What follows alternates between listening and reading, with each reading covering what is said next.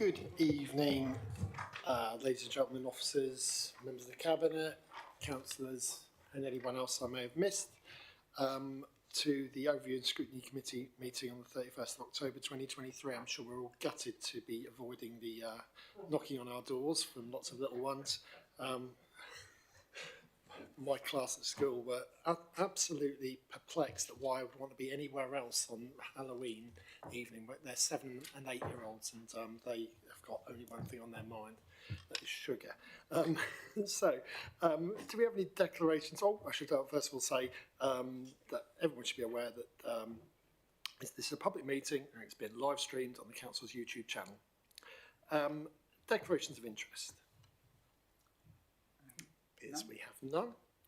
Apologies for absence and substitutes. Yes, Chairman, we have apologies from Councillor Morrell, Councillor Weinmark and Councillor Karimi Govan-Liu, and substitutes are Councillor Johnson and Councillor Berry. Thank you. Councillor Berry, I know you were welcomed at the previous full council, but welcome to this place too. Hope you enjoy it, and don't feel intimidated at all to put your hand up and offer a contribution. I think we've had a lot of really good contributions from across the council chamber in ONS meetings recently, so we welcome you. Thank you. Minutes of Overview and Scrutiny Committee meeting held 3rd of October. They look sound to me, but anyone else got any other comments to make relating to them? No, I think we will accept that they are a fair and true record of the meeting.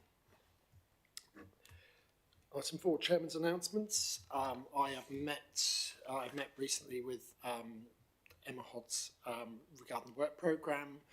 We haven't sought to exclude anything which normally comes up within the annual cycle, and we have actually written to, or I know she's been in contact with several members who have put forward some ideas, things that might want to be discussed. As you're well aware, the council has had in place for certainly before my time on the council, the topic form, which stipulates the sort of conditions and criteria that need to be met for something to be brought forward to ONS, and I know that she's passed those forms on to certain members with certain ideas which we hope they're able to bring forward. So we'll hear more on those as they come forward, hopefully. But there's nothing that we've sought to exclude that would normally come up. There's a couple of things which relating to perhaps the governance of Norfolk councils, which Broadland have been have people from county come in before to talk about their proposals, which you may have seen in the news, and that's gone a bit quiet. So we've also asked to see if there's a possibility of getting them in to discuss where they're at with county and this whole idea of changing the governance regime at county. So hopefully they'll do that in the next few weeks so that we can see them as early on as possible regarding that. But that'll be in future minutes. Anything Vice Chairman would like to add at this point? I know occasionally does. No. Okay. Yeah. Public speaking. There's no public speaking, Chairman. It's great so far. Cabinet reports.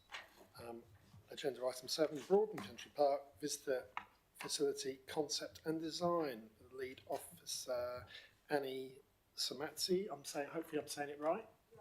Wonderful. Clean Growth and Sustainability Manager. Thank you.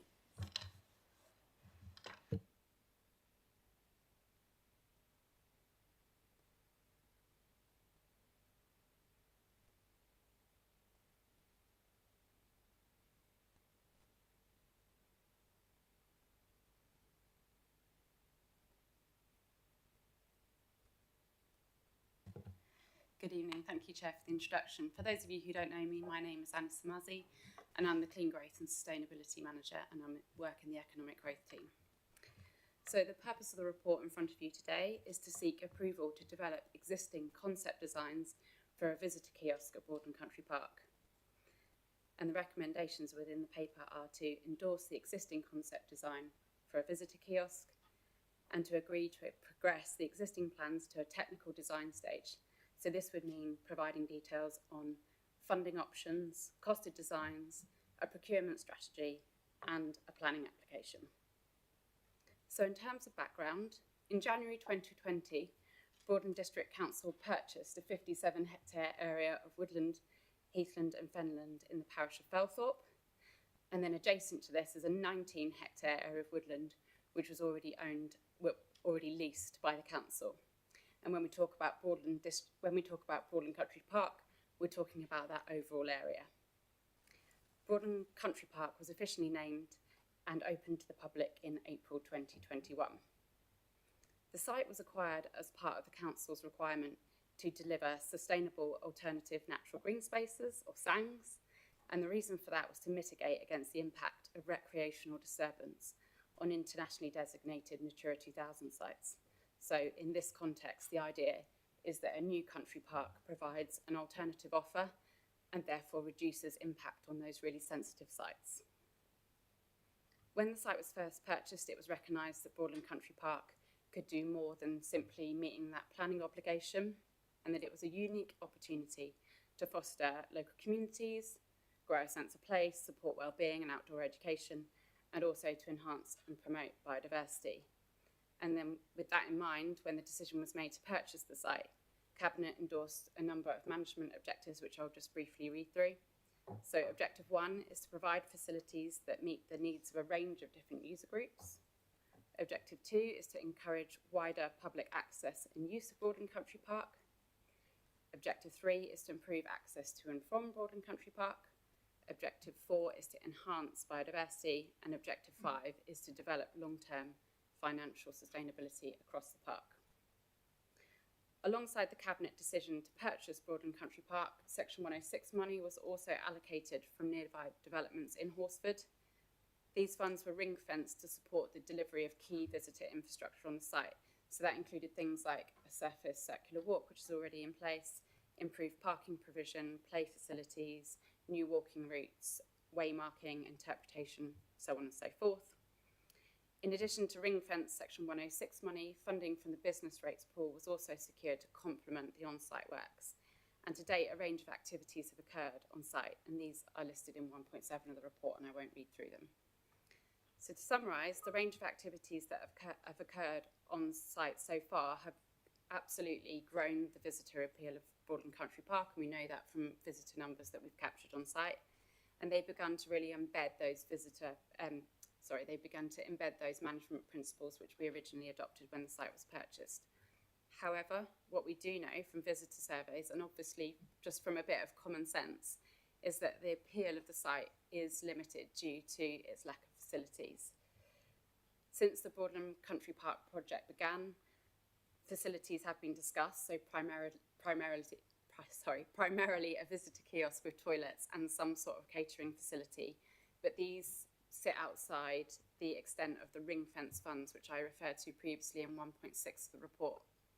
So as of yet, no formal decision has been made to progress plans for a visitor kiosk, apart from developing the concept design, which is appended to the report in front of you today. So I'm going to pause there and take any questions that you might have. Thank you very much. I won't start with a question, but I will just state, as the local member for Horsford and Felthorpe Ward, that it is a really great facility. So thank you for that. And the only thing I would state is I think that the awareness of it within the village of Horsford is actually quite limited compared to the fact that it's right on their doorstep. I think people just don't know it's there. So I would just say in general that perhaps the council needs to be aware of flying the flag a little bit more for it, because I think people just see a little bit of work being done in the woods and they don't walk down there, they don't see it to go in. Sometimes you don't notice what's right under your own nose, I'm saying. So perhaps we need to flag that up a little bit more, but I do think it's a great facility, so thank you. Start. Councillor Ward. Thank you. I know you said that the toilet facilities are not quite within the plans yet, but presumably you'd be sort of adding them into looking at the concept. Have you any idea on the who would actually pay for the ongoing cost of the toilet facilities? Because I know that one particular village in Norfolk has a horrendously high precept. And that's purely because of having toilet facilities. So I just wondered if you had any sort of thoughts or ideas on who was going to pay for this going forward. So the proposal is that we would lease the facilities, and they'd be run by a third party. So the catering facilities and the toilets would be maintained by a third-party operator.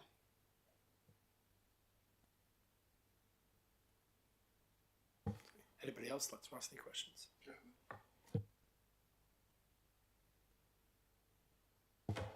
Do I have to declare an interest? I walk my dog there regularly. I'm wholly supportive of this. I think it would be very wise to improve the facilities, particularly car parking. Often when I go there, cars are spilling out onto the road because there isn't enough parking space in the car park, or car parks. I believe there's one on the other side of the road as well, but that is always a little more problematic because you want to go straight out of your car into the park. And I think the idea of a refreshment kiosk is an excellent idea. So I find myself supporting it. And I apologise for that or not. No, it's nice to see you so supportive of something. This is not the food technology centre where I tried hard to look objective. Can I just ask, it makes reference to, in the recommendation, including funding options. What are you won't want to give too much away, but we are looking at funding options outside of Broadland's direct budget that we think we might be able to tap into grants or other funds that are available perhaps within the Greater Norwich area. Am I right? That's correct. So the proposals in here reference, I think it's in 2.10 of the report, existing Section 106 money that's allocated within Broadland for the provision of sustainable alternative natural green space. So the council currently has funding that it levies from development in order to deliver sustainable alternative natural green space, so that some of that funding could be used to deliver this facility. Another option is looking to write a bid to the Greater Norwich Growth Board to then provide the remaining sum. So there are two options. There are, of course, other options if the bid is unsuccessful. There are opportunities such as the Heritage Lottery Fund. So there are opportunities to secure funding via that route, but you're correct that the proposal wouldn't seek to draw the funding down from the council's existing reserves.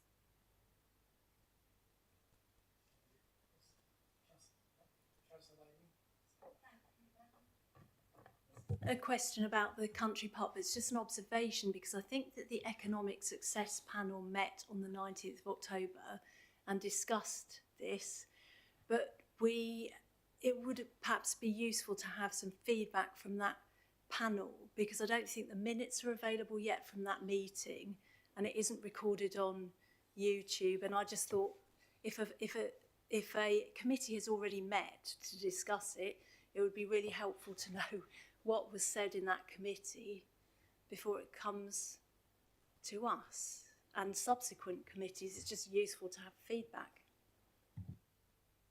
My understanding is that obviously the panels then feed back to officers and staff, who then come back to us having listened to what has been said and sort of tailor or amend as necessary to meet so it's part of that consultation that it bounces between, but it bounces there, and hopefully in anything we say today, which we say that might be influential, might even determine how this report is fed back to Cabinet. So I understand what you're saying. It would be nice to hear, but I guess without us going to every committee and hearing every argument and every panel, that's going to be hard. But I don't know if you'd like to sort of summarise anything that may have come out of that meeting.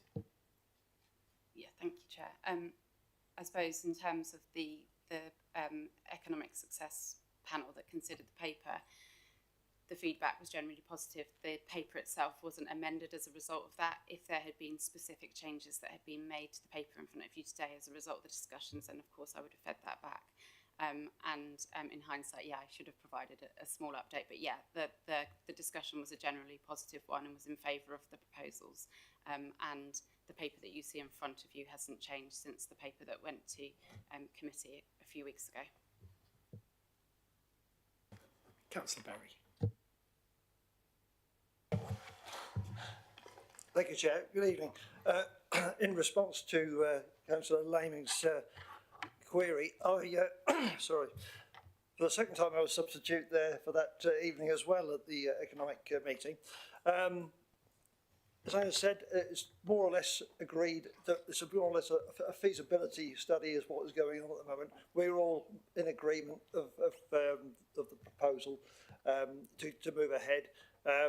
Some of my colleagues, we had a little concern as to whether we thought we were perhaps not being ambitious enough, but I think in general we've agreed that to take it in the small steps as it is the appropriate measure at the moment, but we're all in agreement. Thank you.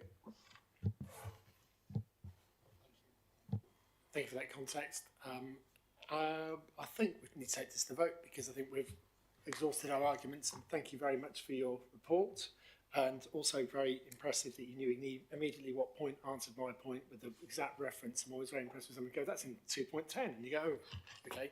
So well done for that. All those in favour of supporting the recommendations as listed in the report? That looks to be unanimous, Chairman. Thank you very much indeed.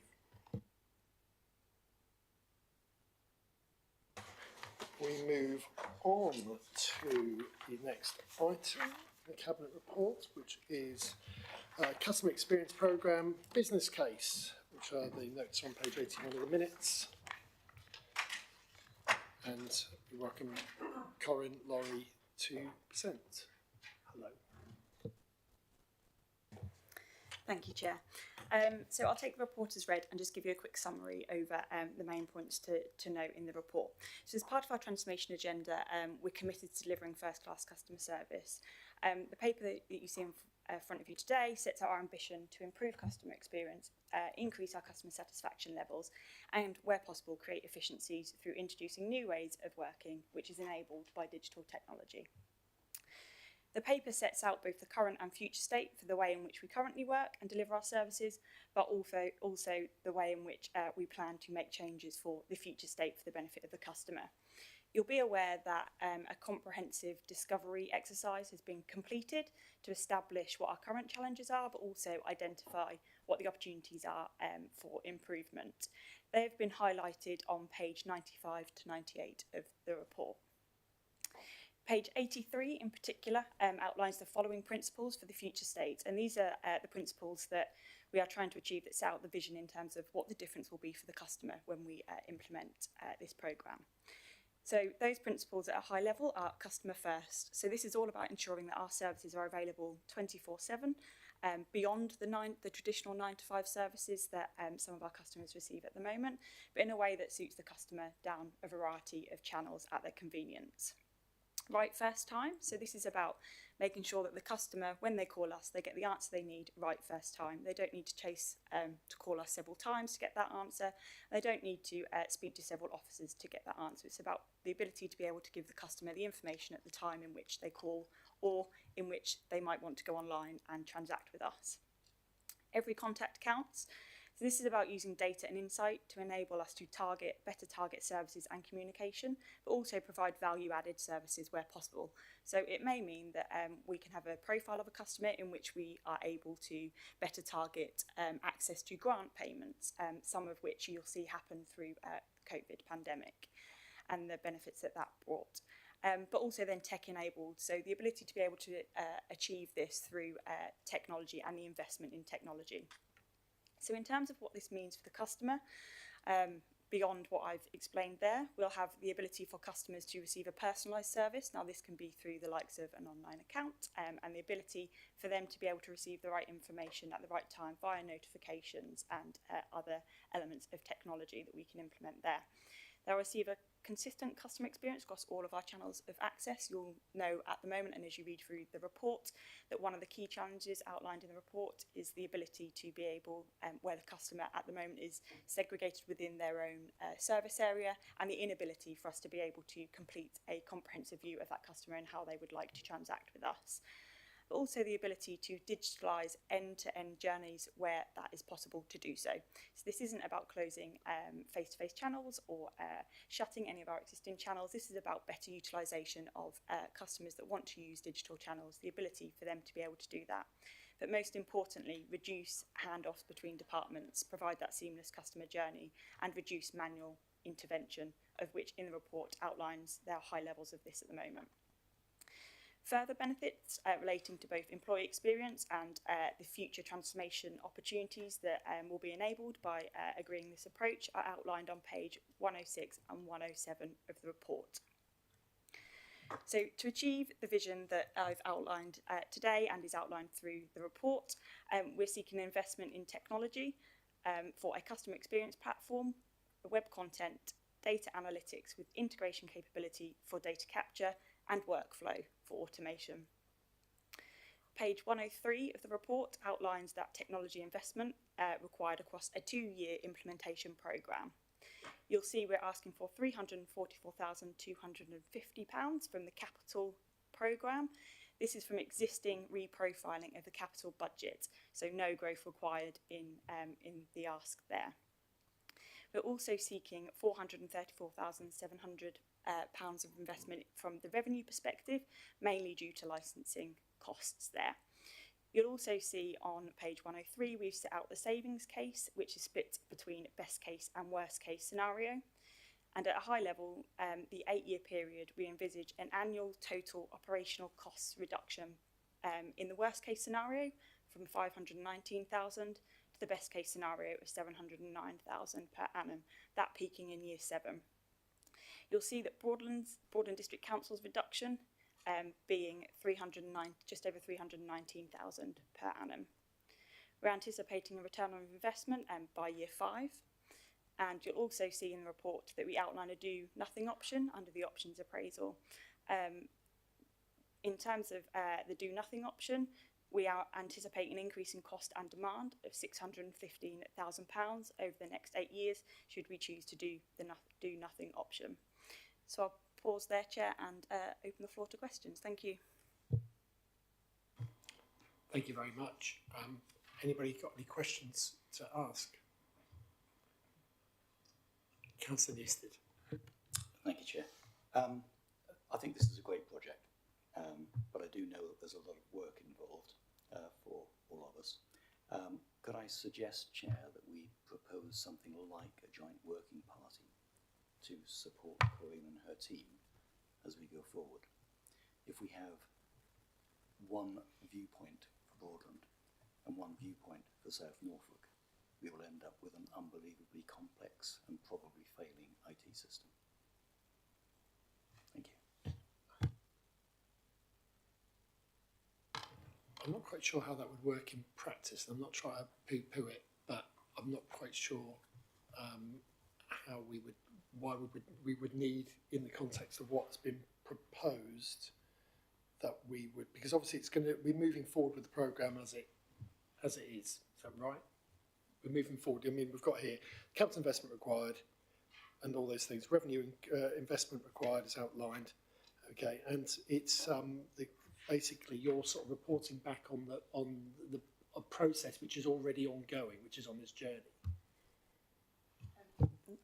So the report in front of you today is to invest in technology to enable us to start that journey. So the report that you have in front of you today is the total cost of a programme of work, of which we will then have to split into several projects, which will be delivered likely over a 2-year period.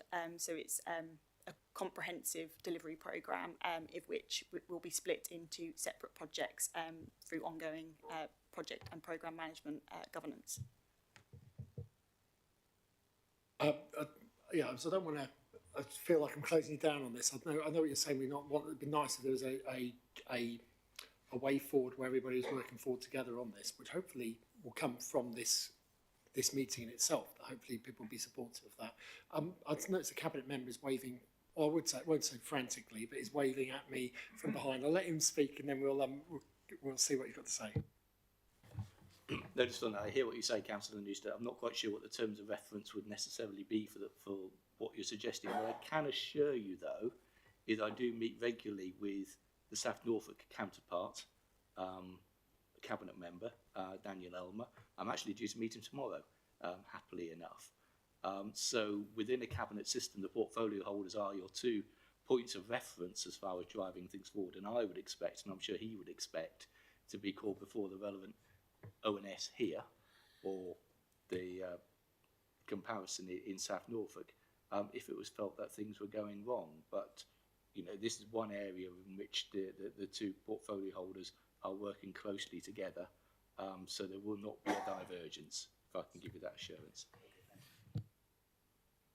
And I'd also add, we'll come to you just a moment, but also add, if you feel there's something which we could work towards as a project, again, I'll probably say to speak to Emma Hodds, get the form in and see whether there's some sort of time and task or something that could be done around that, where people can meet and have it formalised, so that we are working on something which has got defined goals rather than just meeting for the sake of actually agreeing, which I think we're all, from what I've seen from people nodding, we're actually in quite a lot of agreement on this. But Vice Chairman. I don't think we're disagreeing with the concept of what is being proposed at all. In fact, we're wholly supportive of it as a group. What we are saying is this is such an important project, it's such a large project, that we feel we would like to keep some finger on the pulse, so to speak. And all we're really asking for is some sort of mechanism to enable that to happen. Doesn't seem like a big ask to me. Being as new as I am, I would argue, I would normally turn around at this point and turn around to Emma and say, how would that work? But there's a different Emma here today. So landing Emma in it. Sorry, Emma. Any thoughts and opinions on this? Have I done that right? It's an interesting one, isn't it? I think I would agree in terms of the terms of reference. What is it that you'd be looking for that working group to look at and focus on? I think I'd also agree with the chairman's point in terms of you could add something to the work programme and periodically review what is happening with the programme. And as officers presented to you, that there will be a number of different programmes, so you could look at each programme individually and kind of keep an eye on it that way. I think it's possibly one to take away. You could make a recommendation to Cabinet that a working group is set up, a Cabinet working group, or like you say, you have got the option of a time and task panel that would come under yourselves as ONS. So I think there are a number of options that you could debate as a committee to see which you would prefer. I think they probably need some thought. It might not be something to approve tonight, maybe. I think it would be good, I'll come to you in a minute, I think it'd be good if we could, obviously we're looking at the work programme, the future work programme, obviously this is pre-cabinet scrutiny, but there's no reason why we can't have this as a regular item coming up on the normal ONS work programme, that it's fed back on progress so far, so that we have a proper hand in scrutinising this, because I mean that's what we're here for as a committee, rather than setting up another committee to scrutinise. We're meant to be the scrutiny. So I think it would be, personally, that would be a way that I would see of going forward, which should hopefully meet what you want without trying to, something which could be a spoken, sorry, something in the spokes of the wheel, I think I'm getting my foot, sorry? Spanner in the works, yeah, which might cause an extra level of bureaucracy, which I think we want to try and avoid, but I don't want to close people down or make it seem like we're saying, oh, we don't want to discuss it, because I think we do, and we all agree how important this is. Is that a way forward, you think, in terms of me asking Emma or whichever person? I think it's going to be one of those to ask them to put something as a regular feedback on the work programme for the normal ONS meetings. Yeah, thanks, Chair. I think as long as we can reduce any amount of duplication for the project team and provide the right level of support in a timely manner, then that's absolutely fine. Thank you. Vice Chair, you want to say something? I may have put your fire out on this, but I don't know. Are you content, Paul? Ish. Yes, I sensed it was an ish. I don't want to put a spanner in the works. Why would I? But I think this ought to be looked at in some detail to come up with a proposition that actually meets our aspirations, which is in the best of interests of the council. We just want to get it right. We're going to spend a lot of money. We want to get it right. It's crucial that we do it right. So all we're saying is we really ought to keep our finger on the pulse and not find out later on that it's gone a bit wrong. So I'm not trying to be negative, not really.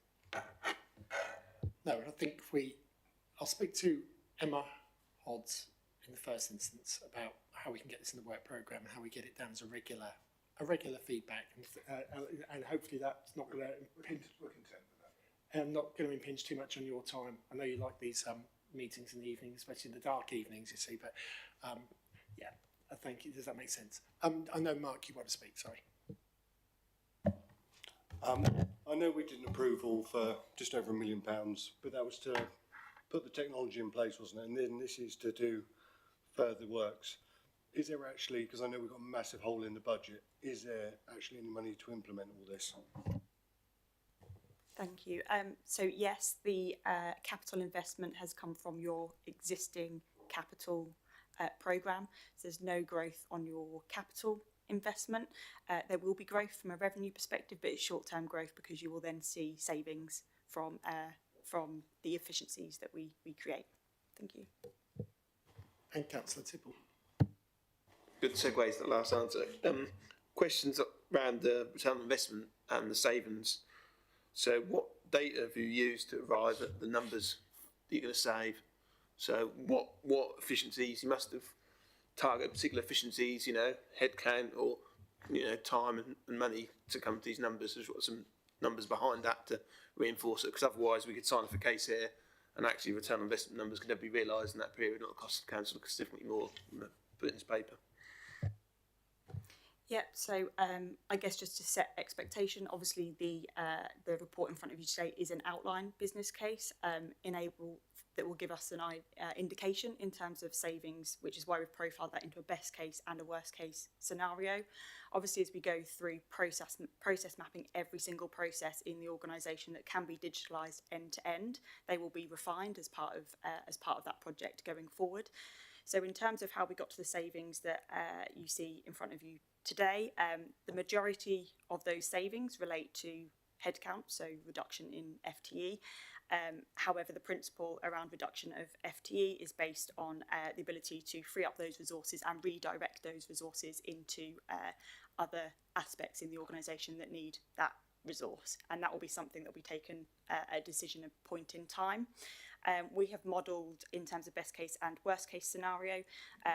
The best case scenario from a savings perspective, the approximate reduction of 22 FTE by year 5 that you see there.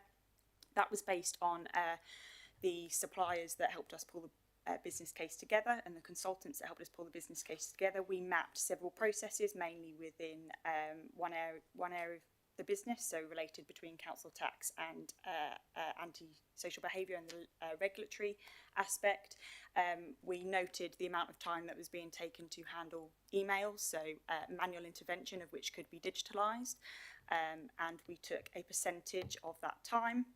So we based the percentage on even if we reduced by half the amount of that manual intervention, that would give us the saving of 22 FTE by applying that same metric across other customer supportive processes that we have in the back office. So for that best case is obviously 22. So from your initial answer, are we going to lose that 22 FTE, or you say we're going to repurpose those 22 FTE in other roles within the council? So it will be a point in time decision. So what we're saying at the moment is we can free up 22 FTE through this, in the best case scenario, through this new way of working by digitalising our processes and reducing manual intervention. It will be a point in time decision in terms of whether there is a need for that resource to be refocused into other areas of the business, or whether it will be a cashable saving. Obviously we have a redeployment process that we look at, but also we also look at any vacancies that come up at a point in time. Are they vacancies that need to be repurposed to fill other demands in the organisation, or are they vacancies in which we might not have to refill them posts? So in all scenarios, it might not be that someone is actually already in that post. It may be vacancies come up and then they're reviewed at that point in time. And it's likely to be a combination of all three, depending on when them savings fall and the position of the processes in which we digitalise at that point in time. So look at the numbers here then. So the savings numbers. So the best case one, the total there. BDC had like 1.1, 1.6 million wasn't it the best case? Was it the best case? I'm trying to look at the number. But what I'm saying is a number here then. We wouldn't if half that 22 FTE was kept on in different roles in the council doesn't actually make a manpower and FTE cost saving, does it? The council still have to pay for that FTE. So actually, when you look at a savings perspective, yes, it means you can redeploy people in other parts of the council, but you haven't removed those people from council payrolls. I don't see how the saving would actually be realised in that manner. So I think it depends on what way you look at it. So, for example, you could take the money out of the budget, but there may be a growth request that comes in for another area of the business for a role that's required to fill a demand that has gone up that is not related to the customer experience programme. So you can take the money out, but you might be putting it in another way, or because what you will be doing is if you do nothing, we'll just be increasing the number of posts that's required to fill the demand. So in some aspects it can be preventative, in other aspects it will be cashable. Thank you. Just final comment from Cabinet Member. I'll give you the politician's answer on this one, which is the same answer as I gave to the CEC committee, actually, in that these savings would not all fall in one place. Essentially, what we're looking at here is a reduction in the volume of customer inquiries because we're getting things right the first time. So with that volume decreasing, our capacity increases.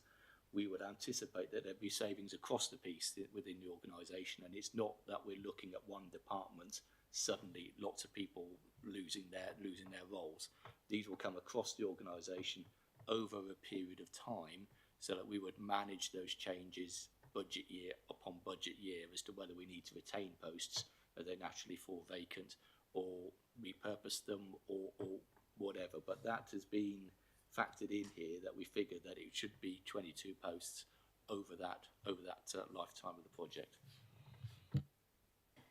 Before we move to the vote, I'm just going to ask it to be noted that I'm requesting, and we seem to have some nods in agreement with me, that we asked the Chief of Staff to put this into the work programme, the regular feedback, and given that this also went before Service Improvement and Efficiency Committee, as Cabinet Member mentioned, that they should also have that opportunity to further review. So there's all these levels of review already in existence, but hopefully that we're formalising that there's some sort of and nothing's allowed to slip under the carpet or go wrong without anyone realising.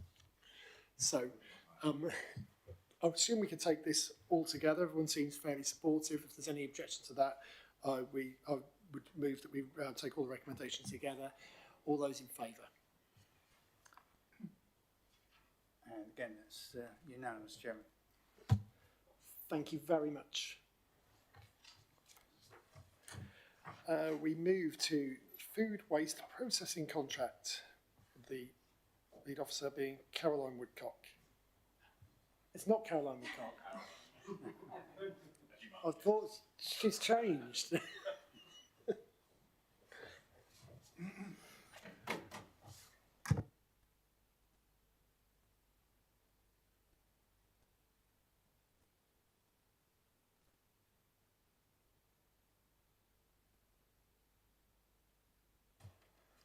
Yeah, thank you, Chair. Hopefully a relatively straightforward report, which is basically just requesting authority from the Cabinet to commence with a new procurement for the disposal of the food waste contract, which the current food waste contract expires in 2024.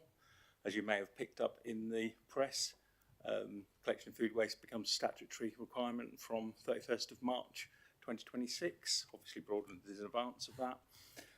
So the new contract, which, if there's agreement we go out to procure, will now include all of the authorities in the county. So we will be looking for economies of scale, and therefore hopefully a reduction in existing costs, and also being able to procure the processing of the food waste more locally than where it is processed at the moment. but it's hopefully a relatively straightforward report. Happy to answer any questions.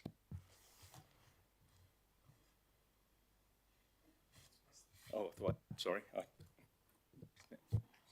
Councillor Tipple.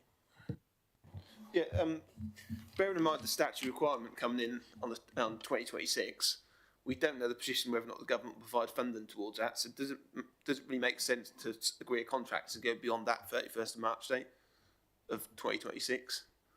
So if you're going to sign a new contract, maybe take it up to that date, right, and wait to see what the statutory support or finance is from the government, because you might find you might agree a more efficient or cheaper contract. Otherwise, we could come in where it's in full statutory and says this is what you have to do to receive money or funding from the government to help with the service, and we might find we're tied into a contract we can't get out of. So, does it make sense to only take the contract up to that statutory implementation date? The guidance that's come out with making it a statutory requirement is basically in line with what we currently do. The government will refund the costs of collecting and processing the food waste via additional contributions through additional burdens funding. So it's not contract linked. Interestingly, those authorities that are tied into very long processing contracts already will not have to roll out the food waste contract in 2026 for food waste collections in 2026. So we're not envisaging it making any difference if we enter into a contract now. The likelihood is we're likely to get a better deal now than we would be if we waited till longer when everybody else wants a contract in place, because there's very limited processing capacity. You mentioned that obviously the need for all authorities to introduce such measures may cause problems in the processing of or how this be done, but also with more people doing the economies of scale, prices may come down. If, for example, in 2 years' time, other authorities went in on something like this and the economies of scale brought down the price in general, is there anything in the contract that says, hang on, Norwich are paying £5 per ton less than us or whatever, we'll get our price to match? Because we wouldn't want to be the standard bearers in paying all this a rate which suddenly gets undercut because we're effectively subsidising. Sorry, it's my.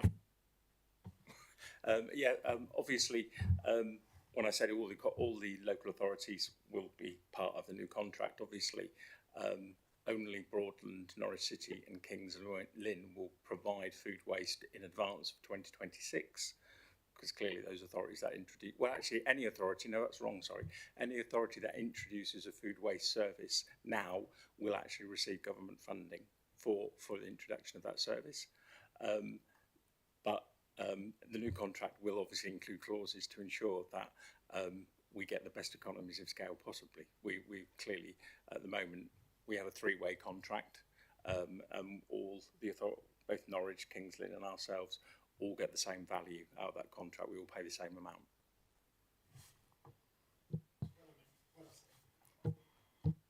And I said Norwich, I've forgotten that they're part of it already, but let's say North West Norfolk or whatever, so we would make, we're not tied into a higher rate that someone else can come in underneath us. That's fantastic, thank you.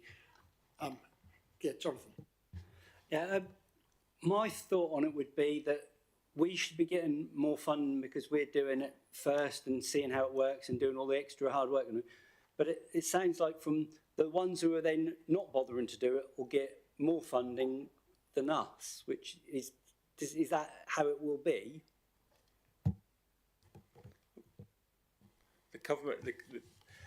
The information basically says that those authorities that commence a food waste or have commenced a food waste contract from the 31st of March 2023, which is the current year, are able to claim back capital costs for vehicles, caddies, etc. Those authorities that commenced the service before the 31st of March 2023 are not able to reclaim any of the funding. They've been very clear on that, the government. But all authorities from the 31st of March 2026, whether they had it in advance or not, will get the revenue costs of providing the service. So yes, there is a gap period, you could say, between 2023 and 2026, where we will pick up the revenue costs, and we will have to pay for those. So yes, we do lose out to some extent. Thank you. Has anybody else got anything else they'd like to ask or add?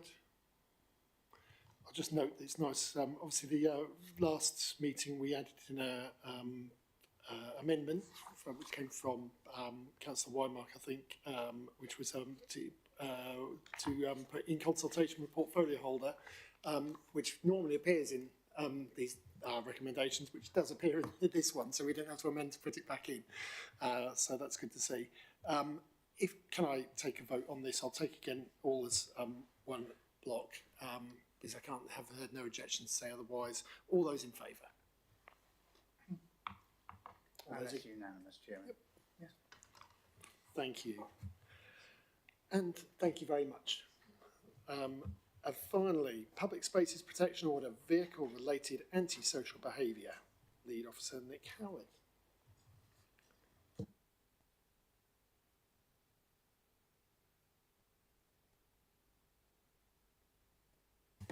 Thank you. Good evening all. My colleague Terry Munro is away from work this week, so her apologies as a co-listed author for the report. My feeling is that members may have had quite a bit about this subject and this report over the number of informal and formal briefings that we've had. But if I just summarise briefly the report that's before you. This report presents a new proposed public space protection order for vehicle-related antisocial behaviour.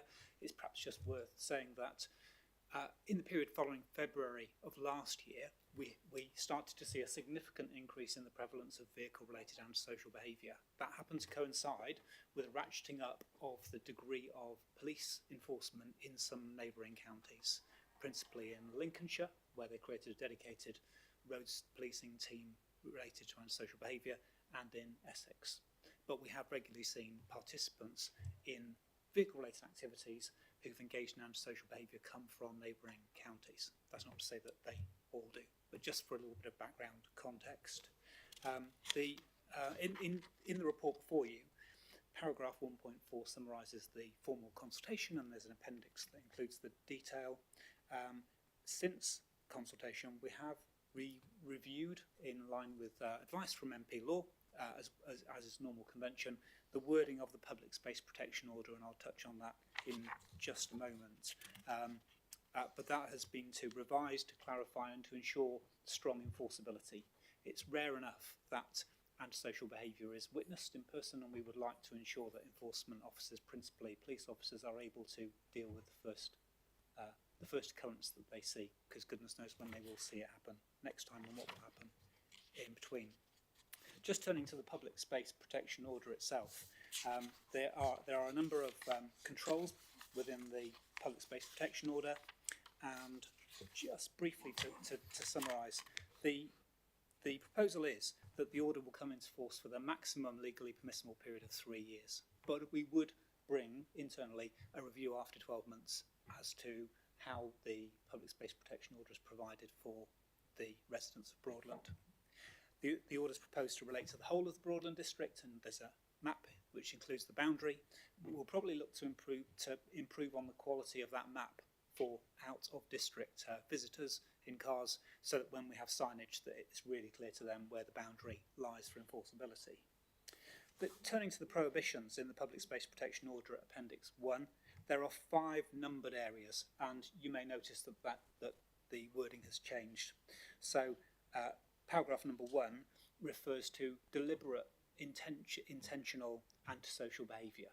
And there are gatherings where that's happened. And if we take, for example, a lane in Rackheath, we had vehicles closing off both ends, and then they were treating it as a drag strip to race up and down. Now, clearly, there's no question about that being a lawful activity. But that was a premeditated activity. We know that. Paragraph 2, which lists a number of specific behaviours for your entertainment, those are all behaviours that we've seen in Broadland, and we've seen them in South Norfolk, and we've seen them in sufficient quantity and across the district to be satisfied it's necessary, proportionate and reasonable to bring forward a public space protection order. Those are the tests in law. We have to meet those before we can bring a proposal. So paragraph 2 relates to specific behaviours that have been evidenced repeatedly at meetings or gatherings of people involving cars. Paragraph 3 refers to driving or riding as a passenger. This refers to antisocial behaviour on the road, and we have reports from residents that late at night sometimes, but there are many other occasions, they can hear cars with modified exhaust racing up and down sections of the NDR or other arterial roads, or performing circuits where they are revolving around. That might be in suburban areas, in Elsham or market towns, or out on our arterial roads. It's perhaps worth pausing there just to say that Broadland and South Norfolk seem to be strategically a attractive location for people to come to, and they will travel some distance. It doesn't seem to be an impediment that you have to come down the A17 and the A47 if you're coming from Lincolnshire, for example, because these people are travelling and enjoying their vehicles anyway. Paragraph 4 refers to effectively organising or encouraging, aiding or abetting. So some of these organised activities are well known in advance, and there's a high level of coordination and organisation amongst some participants, sometimes when they know that there will be antisocial behaviour, and that's what that paragraph is designed to capture. In paragraph 5, obstructing a police officer in the course of their duties. It's difficult enough to ensure you've got the right person and that you have the right effect when you warn them on the first occasion.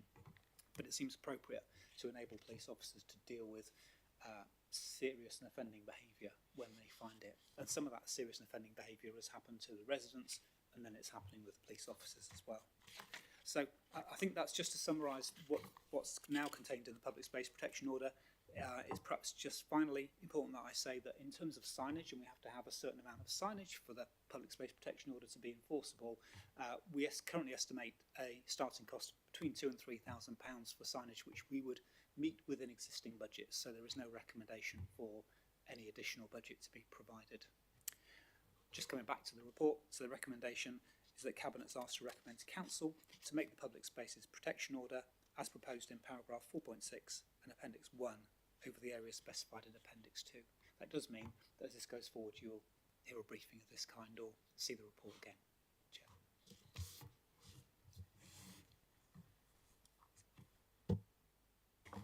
Thank you very much indeed.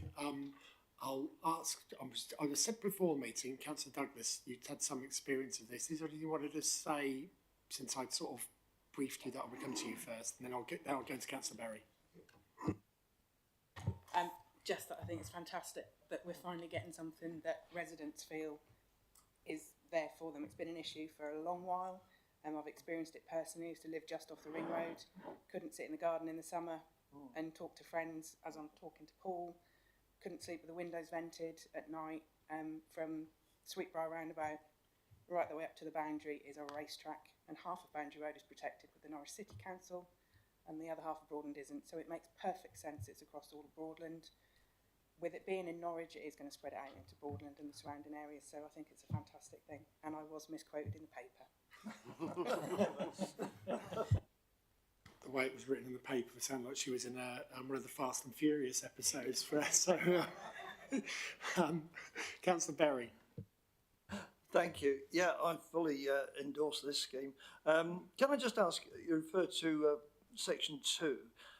Is this going to include inconsiderate, if not illegal, parking? Because there's a lot of instances where we've got people parking on junctions, although it's not done with yellow lines.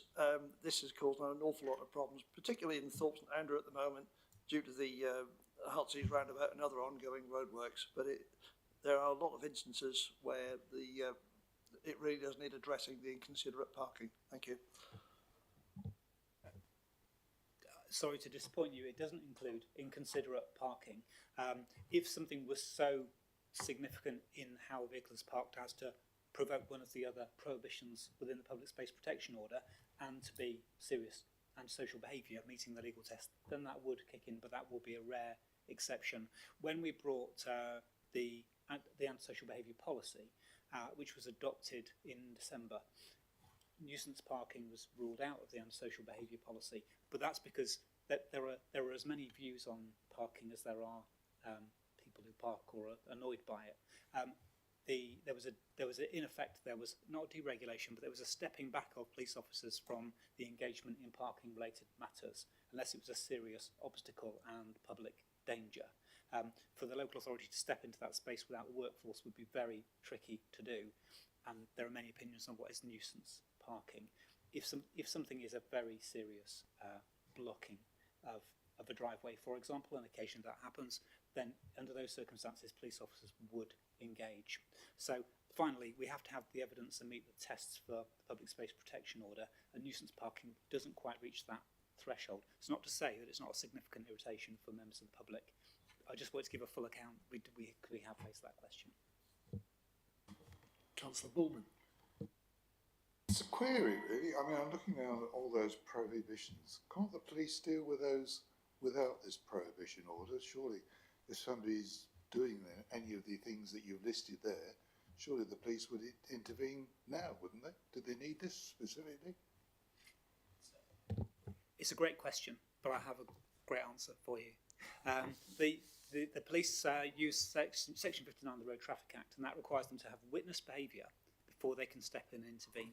And that's where the challenge really comes. With a public space protection order, with the benefit of registration numbers of miscreants, whether that's happened in Great Yarmouth or King's Lynn or somewhere else, if there's been a previous warning issued, they can step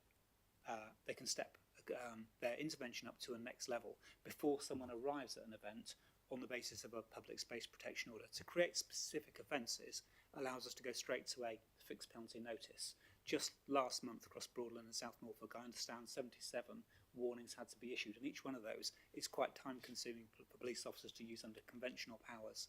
On the other hand, if they are dealing with antisocial behaviour and it breached the public space protection order, if when it comes into force, they could go straight to a report to us listing numbers 1, 2, 3 or 5, 4 or 5, and the officer here can then determine whether or not the fixed penalty notice is issued. In King's Lynn last month, there were only 4 requirements to issue fixed penalty notices. You can see there's a reduction. The PSPO raises the expected standards of behaviour, and it will reduce the number of incidents even before the need for enforcement. That's one purpose of it. It specifies a new standard of behaviour. But then secondly, it makes for a much quicker and more effective and more efficient enforcement. Thank you. Councillor Jones. Thank you, Chair. Excuse me. On point 6.5, you suggested it would encourage responsible drivers and other participants in vehicle-related activities. Is there going to be any form of licensing or legal process that these groups could go through? Because a lot of young people like to show off their modified cars and all that sort of stuff. So is there going to be some facility to organise that outside of this order, so we can encourage better behaviour? So, my answer to that's going to be no, that there isn't a provision, and that we would need a national scheme to allow for licensing. The only other way you could do it is if you were encouraging the events to happen on council land, which I'm not sure you would wish to, because you've got control over who comes onto council land. It's not quite licensing.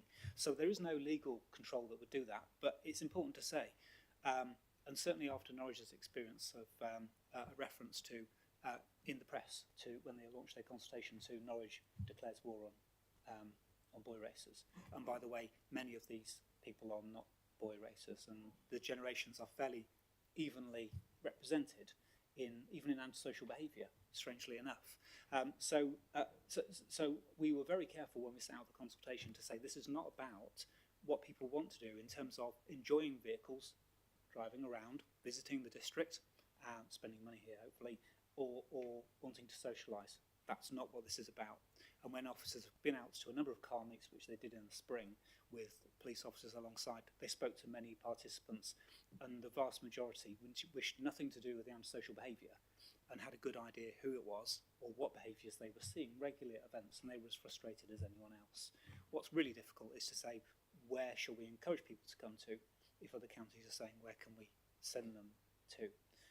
Because potentially trying to find a good location, and in good community safety problem solving, you try and find a positive outlet for it.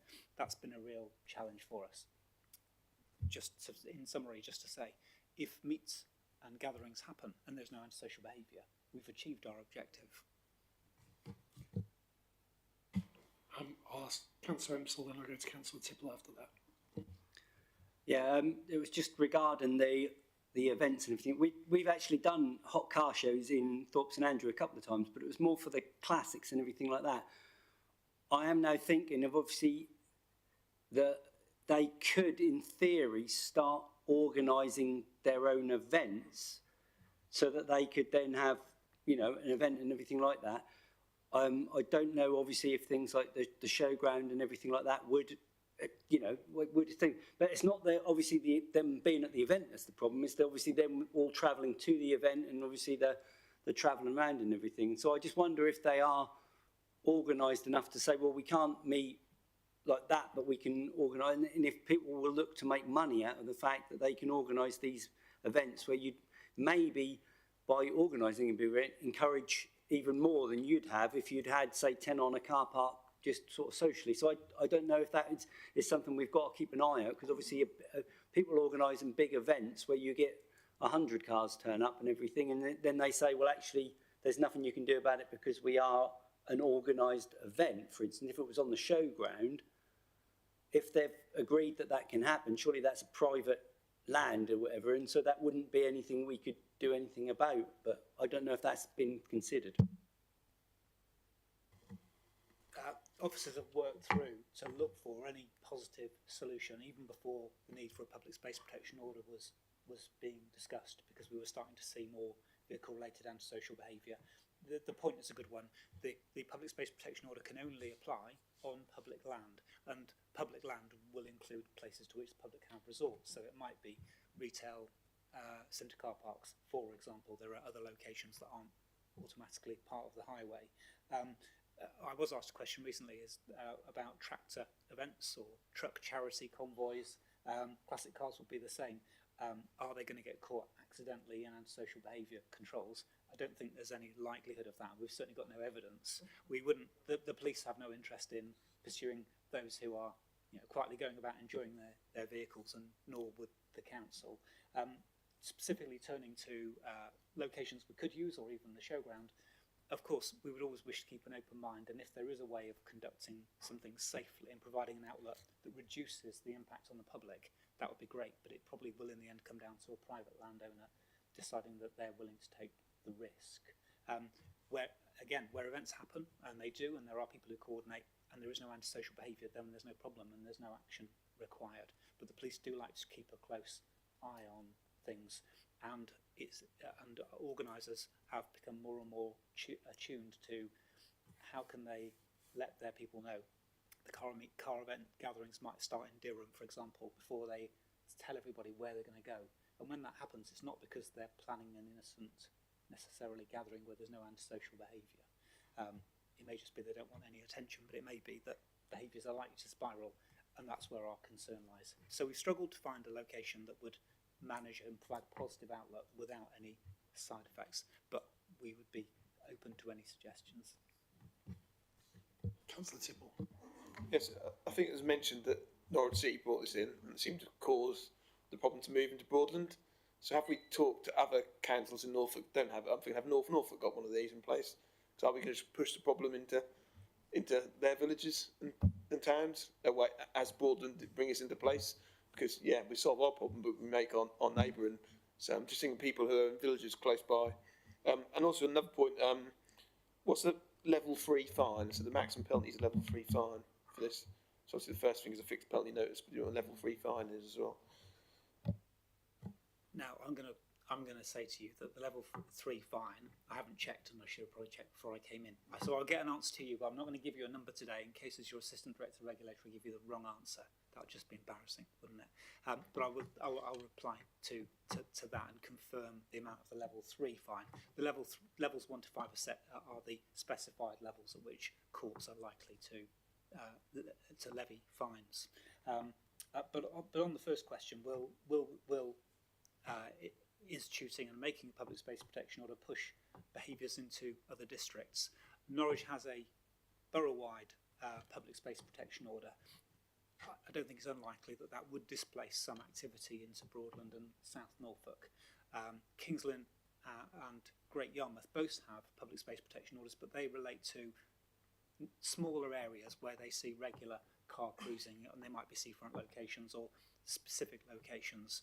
There are 2 districts in Norfolk that don't yet have any public space protection order or a proposed one. I'm not going to name those in case they become more attractive as a result, but we are coordinating right across the county with police colleagues and with other districts and with the Community Safety Partnership to ensure that as far as possible we can have a blanket of compatible controls, so that if there is a behaviour in one area, then the next level of escalated intervention by police or other enforcing officers can happen in another area. We don't have to have it repeatedly in a number of locations with the same warnings in a number of locations. I hope that helps. Yes, it's fine. It's just, I think it's important to be good citizens. We don't make our problem, we solve our problem and someone else. So if you're already liaising and working with the other councils across the county, that's good. If it assists, there are 1 or 2 locations in Norfolk where the nature of vehicle behaviour doesn't seem to lend itself in the same way to patterns of antisocial behaviour. So it is possible there are districts around the country that might find they've got a low level of antisocial behaviour associated with vehicles, but it doesn't meet the threshold for being able to institute a public space protection order. They would then fall back on the prevailing regulatory controls that they've got. Councillor Goodman. Thank you. Councillor Emsall, to answer your question, there are a lot of organised car meets, a lot of them for the more high-spec fast cars. Unfortunately, a lot of them have been very unattended this year because people haven't got the finance to go to them, so they're now organising all their own free events. There's been a lot down Sweetbriar, there's been a lot in Thetford, and they tend to use the A11 to migrate between the different ones quite often. My main question for you is there actually validation in the cost of the signs if it's going to be the whole district that's covered by it? Because the people that are going to be antisocial are antisocial, they're not going to adhere to signs. So that would only be there to tell residents that it's now a space, which is not effective because it's not actually deterring anyone. Yeah, clearly, if you're travelling at 60 miles an hour, you're not going to stop and read a sign on the entry point to Broadland, and we understand that, nor are you on the NNDR.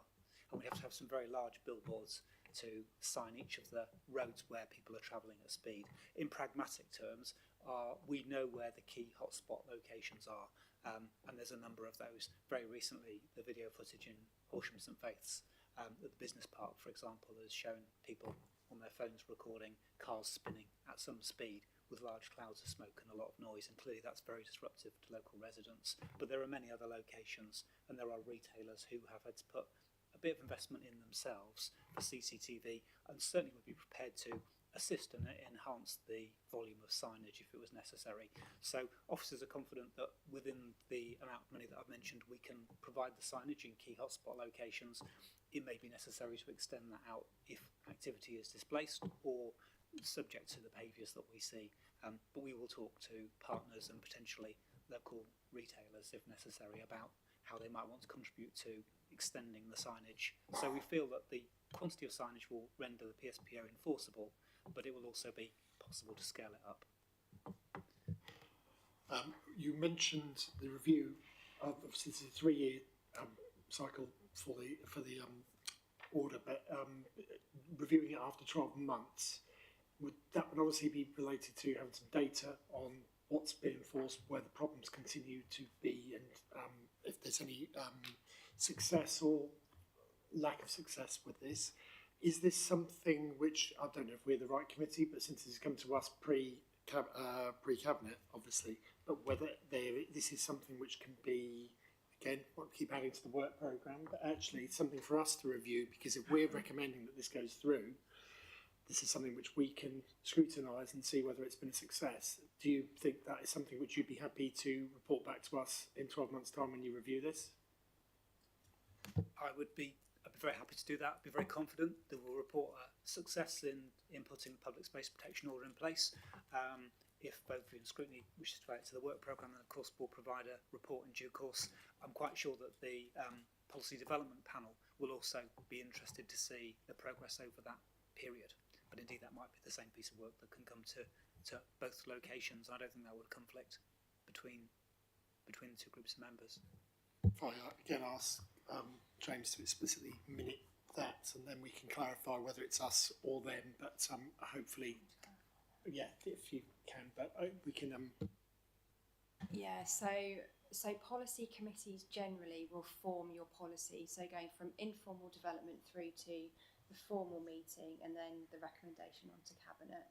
Once that is a policy, it's then ONS's job to review it. So you wouldn't do it at both. You would most definitely do it at this forum. So you're definitely right to add it to your work programme. Emma will regret being away on holiday. Emma, We've we're adding lots to her work programme. programme while she's not here. She'll come back and scream. Thank you. Now we have to go vote on the recommendation. One other thing I was going to quickly ask. There was another thing. Just to note, on page 130, makes reference to the response from Taven Parish Council, but then refers to Taven Parish Council on the second from last line of point 2 as a town council, not as a parish council. They remain very proudly, as we have a member here of Taven Parish Council, a parish council, not a town council as yet. Councillor Berry, you have something. Thank you. Just one observation.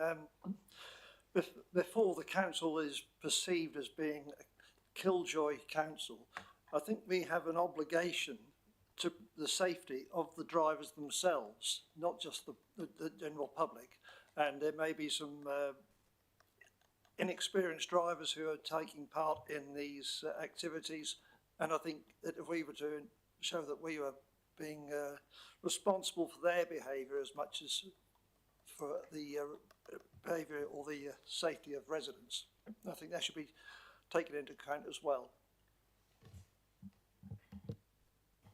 And of course, those residents nearby who are just walking quietly along their road and feel that they can't let their children go outside and play. And so it's all around a safety issue on so many levels. I agree. So let's go to the vote. All those in favour of the recommendations.